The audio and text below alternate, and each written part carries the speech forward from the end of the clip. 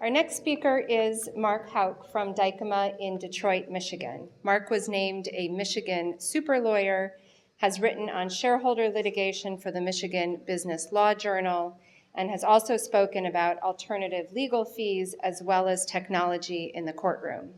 Mark's practice focuses on business litigation, shareholder disputes, breach of fiduciary duty actions, derivative claims, business breakups, investment advisor claims, accounting malpractice, and franchise termination claims. Here to discuss ADR approaches and strategies is Mark Hauck.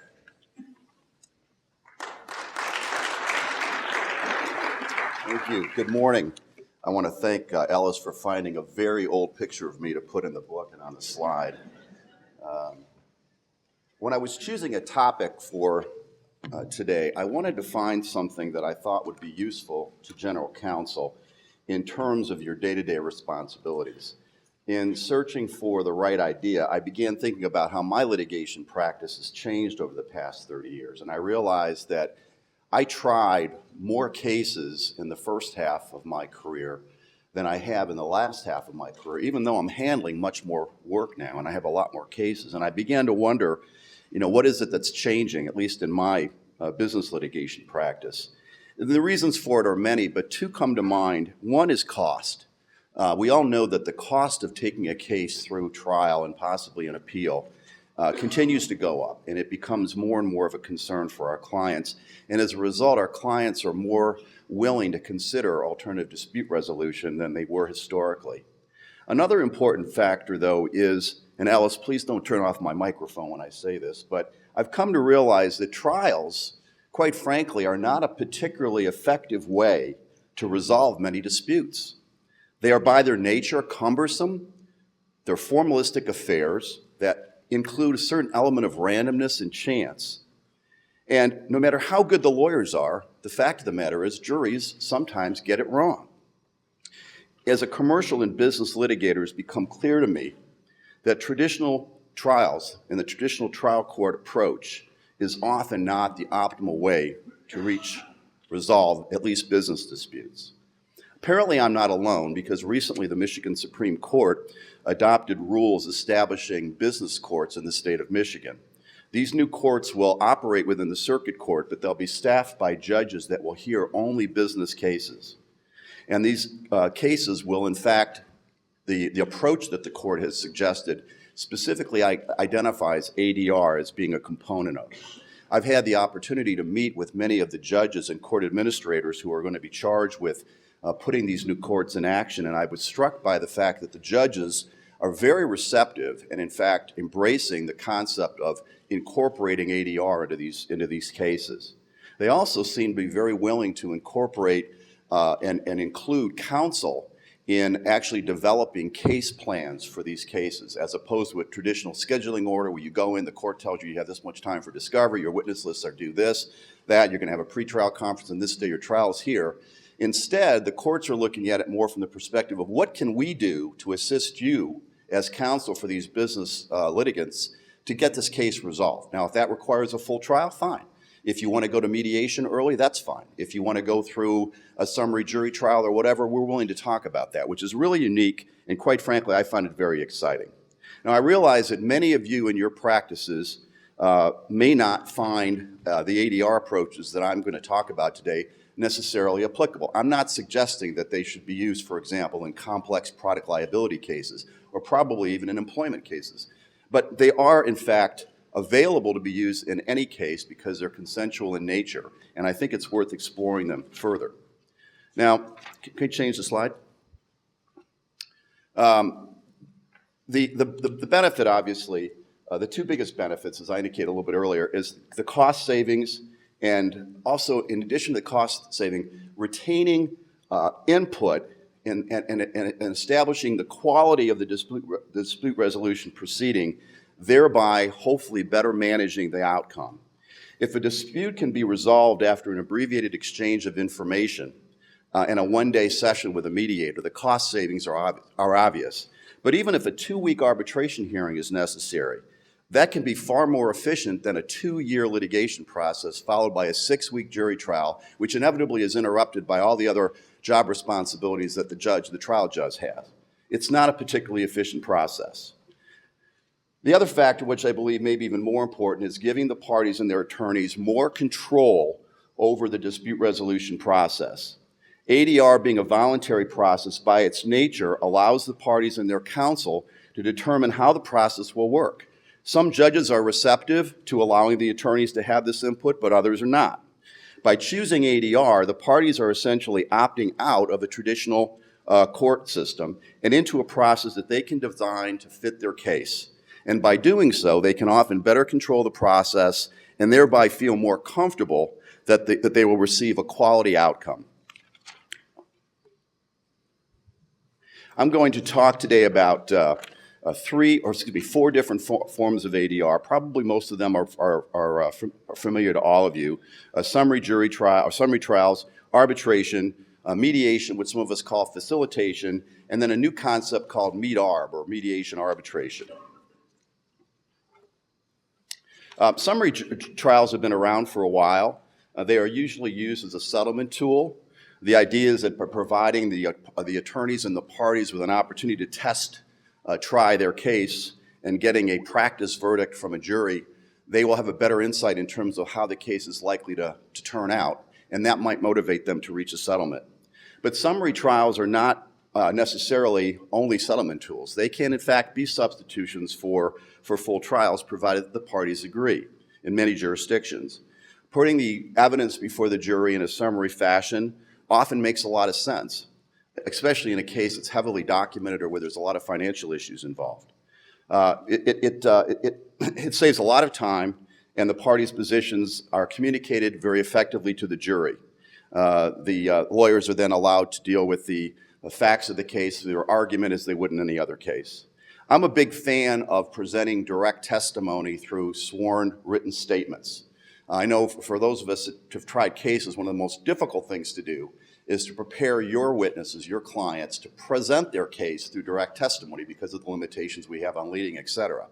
And it's a cumbersome process, but what we're really trying to do is get the basic elements of the case out in front of the jury. And then after that's done, through cross-examination and redirect, disputed issues can be explored and addressed by the attorneys. I find it's an effective way to go. Okay, arbitration obviously is a concept that we're all familiar with. It's usually utilized in a contract situation where the contract actually provides for the use of arbitration in the event that disputes arise under the contract. Arbitration fell out of favor for a while because people were concerned about splitting the baby, if you will, results that arbitrators often gave. This has been, there's also a sense that the American Arbitration Association essentially added an unnecessary layer of bureaucracy and expense that wasn't necessarily of great value to the litigants.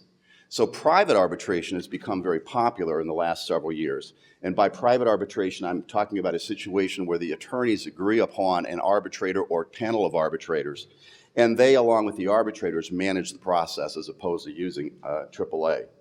I recently completed an arbitration where the parties agreed to streamline the process by stipulating to the introduction of all the documents and all the documents and materials that were necessary and relevant, providing the arbitrator with all of the direct testimony by sworn affidavit in advance of the trial, and doing the opening and closing through briefing. The cross-exams, the hearing rather, really was primarily made up of cross-examination and redirect of the witnesses. We ended up completing what would have probably taken 5 to 6 days in a normal arbitration hearing in less than 3. And everyone involved in the process, the parties and the attorneys, all felt that they had a fair and complete opportunity to present their case. The other concept that I want to talk about today is mediation. Most of you are probably familiar with it. Mediation has become very, very popular. It's a process that really evolved out of the traditional settlement conference where the judge would get the lawyers and the parties together before trial and try to beat them into a settlement if they possibly could. But private mediation has really become an industry in itself. There are very, very talented individuals who have developed reputations for being able to settle difficult cases. And these individuals often have subject matter expertise in particular areas of the law. They have great respect of their peers, and as a result, it's become very successful. And because the process is consensual by nature, clients generally feel good about the outcome if the case is able to be settled. Now, the key to a successful mediation is the choice of the mediator. As I said before, the mediator has to have gravitas. He has to be able to take control of the room. He has to be able to have the client and the attorney's trust, and they have to have confidence in his or her ability to understand the issues and to be able to be fair-minded and help them work through the difficult steps that are often necessary to reach a settlement. There are specific negotiating techniques that mediators need to have. In Michigan, we have a 40-hour program that you have to go through if you're going to be approved by the court as a court-appointed mediator. You don't need to do that if you're just hired on your own, but it's an effective way of kind of demonstrating to you the way to get people to say yes at the end of the day. I also think that in mediation, subject matter expertise is extremely important. If the mediator you're mediating in front of doesn't understand the law, he or she doesn't understand the Business Corporation Act that happens to control your dispute, or doesn't understand or never has tried a case in that particular area, you're not likely to listen to what they have to say. But if they're one of the best in their field and they can look you and your client in the eye and say, look, you've got a problem here, you're not recognizing this, it's going to make a difference. The other great thing about a mediator is it allows you to have somebody else tell your client the bad news. We don't like to tell our clients, hey, I hate to tell you this, but we got a real stinker here. We're probably going to lose this case if we try it. You don't want your client to think you're afraid to try a case. You don't want your client to think you're disloyal or that you aren't willing to go to fight for them. So sometimes it's better if you have a third party that can look them in the eye and say, look, there's some issues here that you need to talk about, that we need to talk about. And it provides you with some cover. In any event, I find that mediation often, if it's done effectively, can bring a settlement to fruition that really could not occur if the parties were operating simply with their own counsel. A couple things that are important in the mediation process. Timing. Timing is critical. If you mediate a case too early, before the facts of the case have been established, before the principal parties' depositions have been taken, before the relevant documents have been exchanged, you're probably not going to succeed because everybody's going to have a different view of how the facts are going to come out. So you need to have that basic, in my opinion, that basic discovery completed first. The other important thing, as I mentioned, the choice of the mediator. The other important concept is the presenting your position to the mediator in a clear way. I always insist on what I call a public and a private mediation statement. The public mediation statement is shared with the other side. It lays out the facts of the case, tells the mediator why you're going to win, gives them all the legal support for your position. And then the private mediation statement is just given to the mediator. And that's where you can maybe show a few of your warts if you feel that it's important that he understand that. You might even say some things about the other side that you don't want them to know because you don't want to give away your trial strategy if you're going to mediate a case that may not be successful. Mediation, by its nature, is a confidential process. Before the parties engage with the mediator, they sign a document where everybody understands that whatever is said in the mediation sessions is off limits. It cannot be used at trial. That doesn't mean you can't use the evidence, but you can't say, well, you said in the mediation that you acknowledged that this was a mistake. You can't use that. And the mediator will not tell the other side anything unless you tell them that he or she can. So if you want to divulge a fact or a circumstance or maybe even some evidence that you've got you don't want to share with the other side yet, the mediator is duty bound not to share that information. Again, you have to have confidence, obviously, in the mediator. That's key.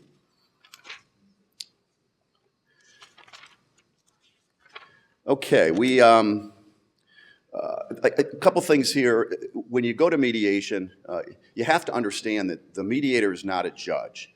The mediator is not an arbitrator. The mediator is not there to make a decision, and you're not there to win. What you're there to do is to try to reach a settlement. And so if you don't go into the mediation, if you and your client have no intentions of settling the case, and there's no motivation, you're probably not going to be able to get anything accomplished, and you may be better off not wasting your time. But if you're prepared to make a deal, and you're prepared to put together the necessary pieces of the deal, then I think it can be very effective. You have to go to mediation prepared to talk numbers. You can't just go in and argue that your case is great, you're going to win, and you're not going to pay any money, or you're not going to accept anything but the ultimate home run award that you're expecting to get at trial. That's not going to succeed.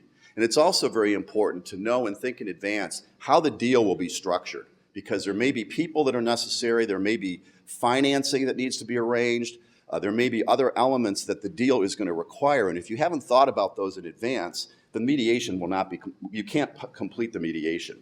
You also want to make sure that you have all the necessary parties present, whether they're parties in the litigation or not. Closing the deal in a mediation is extremely important. It doesn't do you any good if you spend a day in mediation and you reach a conceptual agreement, but you have nothing you can support. You have nothing you can enforce, rather. Often what will happen is the mediator will create term sheets at the end of the mediation process that the counsel and the parties are required to sign.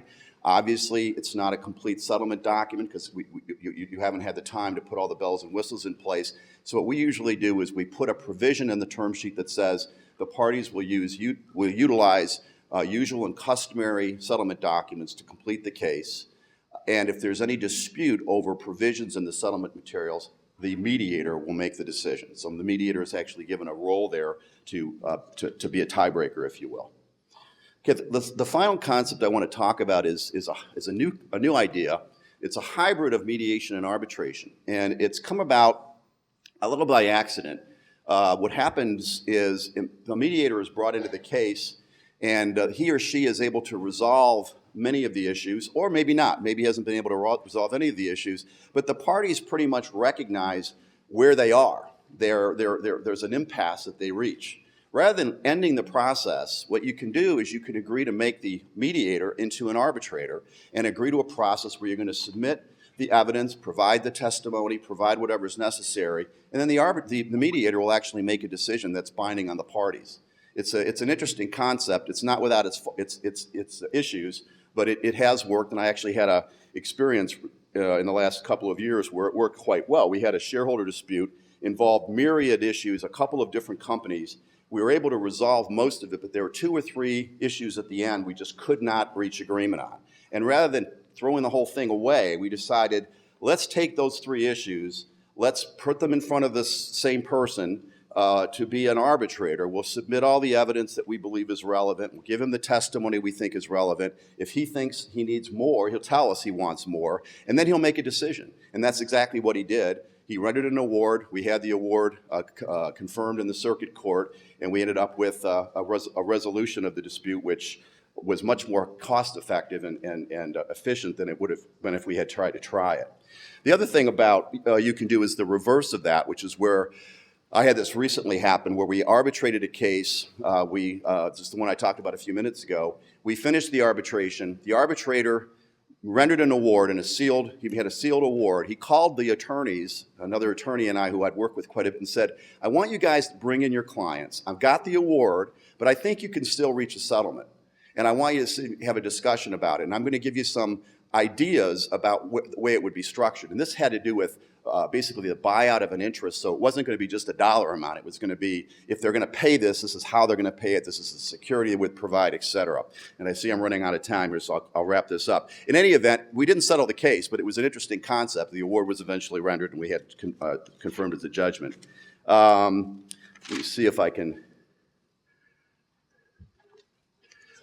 whenever you do a mediation arbitration, obviously waiver is important. The parties have to agree to it because you're going to run into some thorny issues with the mediator putting an arbitrator hat on or vice versa. There's some really good articles that I attached to the materials that will give you the pros and cons. Marty Wiseman, who's a good friend and an excellent lawyer, is one of the pioneers in mediation arbitration, and he wrote an excellent article on it. And Mr. Pappas, who's a professor at Michigan State University, doesn't think it's a good idea and expresses his views why. I think it's a good idea. I think its benefits outweigh its disadvantages, but obviously you have to go into it in a knowing and thoughtful way. I'll just wrap up by saying that there's really no limit to the creativity that you can bring to finding ways of resolving disputes. Trials are not going away. They're never going to go away. They're very important, and they're necessary in a lot of cases.